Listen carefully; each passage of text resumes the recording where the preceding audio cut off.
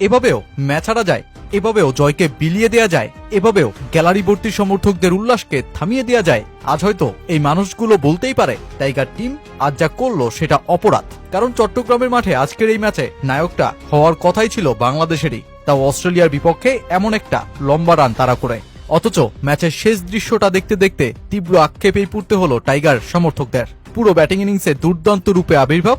অস্ট্রেলিয়ার পরাজয়টা যখন কার্যত নিশ্চিতের পথে, তখনই 4টা ওভারের আক্ষেপ। যখন প্রয়োজন বাউন্ডারি, তখন সহজ সমীকরণের ম্যাচেই চলল ডট বলের খেলা। দলের ফিনিশারের দায়িত্বে থাকা শামীম উল্টো ম্যাচটাই ফিনিশ করে দিয়ে গেলেন। সাথে সাকলাইনের 11 বলের ব্যর্থময় ইনিংস আর তাওহিদ হৃদয়ের দেরি করে বসা। তাই তো প্রশ্ন, এই বাংলাদেশ কবে পাবে টি-20-র যোগ্য ফিনিশার? কবে হবে সঠিক মানের বিপিএল? ওয়ানডেতে ইতিহাস রচনা করে অস্ট্রেলিয়াকে সিরিজে হারানো বাংলাদেশের এদিন ছিল টি-20-তে সিরিজ বাঁচানোর লড়াই। চট্টগ্রামের একটা স্পোর্টিং উইকেট, যেখানে টসে জিতে অস্ট্রেলিয়ার ব্যাটিং নেওয়ার সিদ্ধান্ত। কারণ ওরা জানে লম্বা স্কোর তাড়া করতে বাংলাদেশের দুর্বলতার উচ্চতা পাহাড় সম। অবশ্য শুরুতেই বল হাতে আসে সাফল্য। আইপিএল এর মঞ্চে তাণ্ডব চালিয়ে আসা জশ ইংলিশকে এলবিডব্লিউতে 11 রানেই কাটা ফেলেন নাসুম। অতপর কুপার কনলিকে 1 রানেই আউট করে দেন নাহিদ। মিচেল মার্শকে ফেরান মুস্তাফিজ। 44 রানেই 3 উইকেট হারানো অস্ট্রেলিয়া যখন চাপে পড়ে যায়, তখনই শুরু দলটার তরুণ ম্যাট রেনসোর ব্যাটিং তাণ্ডব। 29 বলে 50 ছুঁয়ে টিম ডেভিডের সাথে জুটি করে সোজা ইনিংসকে 89 রানে নিয়ে গিয়ে অস্ট্রেলিয়াকে যেই চাপের ম্যাচেও পৌঁছে দেন 196 রানের ঘরে। পাশের টিম ডেভিড 45 রান করে হন আউট।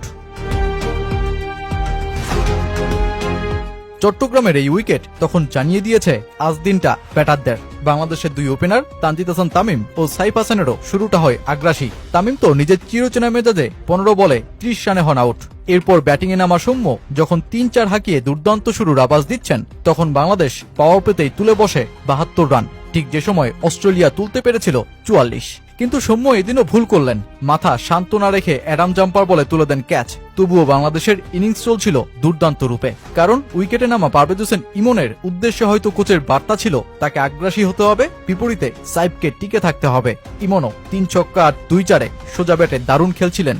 আর তারপরই অ্যারন হার্ডির অফকাটারে 36 রানে দিয়ে আসেন উইকেট। আর এরপরের দৃশ্যটা যেন কল্পনাতীত ছিল টাইগার সমর্থকদের। 12 ওভার 5 বলে ইমন ফিরলেন স্কোরবোর্ডে রান 130। জয়ের জন্য দরকার 67 রান, হাতে 43 বল ও 7 উইকেট। এরপর সাইফ হাসানের ইনিংসকে 42 রানে নিয়েও হোয়াইট বলকে ফেয়ার বানিয়ে ক্যাচ তুলে দেয়া কাবার রিজনে। অতপর নিজের 51তম টি-20-তে নামা ফিনিশারের রোলে থাকা শামীম হোসেইনের 8 বলে 7 রানে আউট হওয়া। ততক্ষণে টাইগার সমর্থকদের হৃদয়ে ভাসতে শুরু করেছে সেই পুরনো ব্যর্থতার ছবিগুলো। এরপর সাকলাইনের 11 বলে 13 রান আর তাওহিদ হৃদয়ের ম্যাচ সেন্স না দেখাতে পারা ইনিংস। 15 থেকে 19 ওভার ম্যাচের নাটাই চলে যায় অস্ট্রেলিয়ার হাতে। শেষে হৃদয় 3 বাউন্ডারি হাঁকালেও সেই রান শুধু তার 35 রানের ইনিংসেই যুক্ত হয়েছে, পারেনি ম্যাচ জেতাতে। নিশ্চিত জয়ের ম্যাচটাও বাংলাদেশ হেরে যায় 7 রানে। কারণটা ব্যাটারদের ইনিংস বড় না করতে পারা আর ফিনিশিংয়ে কার্যকরী কেউ না থাকায়। আর যেগুলোই গলা চিৎকার করে টাইগার ক্রিকেটকে বারংবার জানিয়ে দেয় দেশের ক্রিকেটের সেরা টি-20 টুর্নামেন্ট বিপিএল এর মানোন্নয়নের। কারণ লুকিয়ে থাকা প্রতিবাদের বড্ড দরকার টাইগার ক্রিকেটে।